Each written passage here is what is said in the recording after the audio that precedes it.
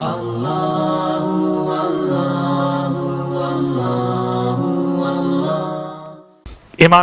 جعفر صادق علیہ السلام کی بارگاہ مقدس میں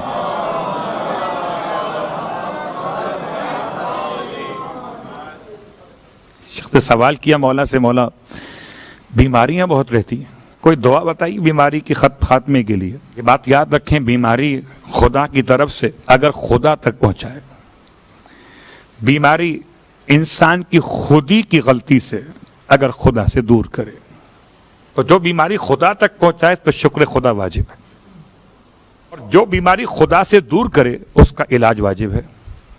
علاج 3 طریقوں سے ہوتا ہے: دوا، دعا اور شفا۔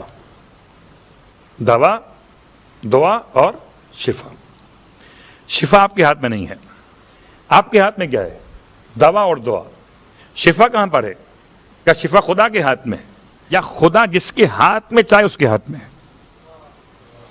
تو کسی کے ہاتھ میں ہو اور کسی کے نالین کے نیچے کی مٹی میں شفا ہو۔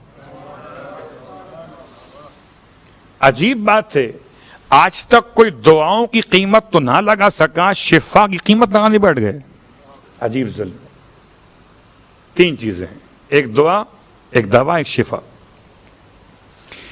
اور امام کی خدمت میں سوال کا جواب کیا دیا امام؟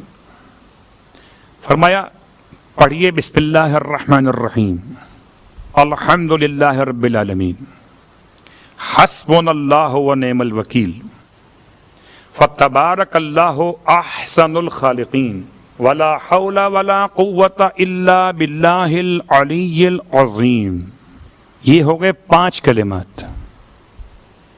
بسم اللہ الرحمن الرحیم 1، الحمدللہ رب العالمین 2، ٹھیک، حسبنا اللہ ونعم الوکیل 3، فتبارک اللہ احسن الخالقین 4، ولا حول ولا قوة الا باللہ العلی العظیم 5۔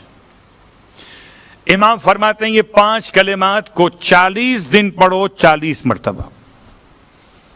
ہمیں تو لفظ 40 میں خوب یاد ہے نا، مرنے کے بعد جب بڑا کھانا پکتا ہے کیا ہوتا ہے اس دن؟ صلوات پڑھے محمد، چہلم ہوتا ہے بڑا کھانا۔ چھوٹا کھانا سویا میں ملتا ہے نا، بڑا کھانا کب ملتا ہے؟ چہلم پہ۔ تو 40 دن پڑھو، اور 40 دن کا مطلب ہر دن 40 مرتبہ پڑھو۔ تو 40 کو 40 سے ضرب دیجیے گا تو بات وہاں پہنچے گی، امام نے پہنچے گی۔ شفائے کاملہ صحت عاجلہ کے لیے، ہر قسم کے مرض کے لیے۔ یقین آپ کے ساتھ عطا مولا کی طرف سے، یقین نہ ہو تو مت پڑھیے گا، اور اگر پڑھنے کے بعد شفا نہ ہو پھر سمجھیے کہ آپ کے لیے خدا کا فیصلہ شفا سے افضل مرض ہے۔ اگر خدا کا فیصلہ آپ کے لیے بہتر شفا ہوتا تو اس دعا کے بعد وہ عطا کر دیتا۔ پھر منزل پہ آئیے گا رضن میں قضا ہی اور تسلیماً۔